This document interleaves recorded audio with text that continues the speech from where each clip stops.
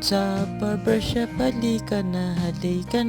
Kapag maaga ako nagigising, alas 7 pa lang nagbubukas na ako. Pero minsan dumidepende sa trip ko kung anong oras ako magbubukas. Minsan alas 7, minsan alas 8, minsan alas 12. Sa mga pumunta pala dito nang wala ako, pasensya na po. So ayun, bago kayo pumunta dito, aayusin ko muna yung Facebook page ko at maglalagay ako ng message button. Tapos mag-message na lang kayo kung magpapagupit kayo, kung anong araw, kung anong oras, para malaman mo kung magbubukas ba ako ng araw na yon o hindi. Alam mo na, mahirap umasa, masasaktan ka lang. So yun, inuulit ko, pasensya na sa mga pumunta dito at wala kayong naabutan. Kasi namili kami ng mga gamit ng aking mga anak para sa kanilang school. Dahil malapit na ang kanilang pasukan at dahil malapit na ang kanilang pasukan, ayan, isa-isa na din sila nagpapagupit.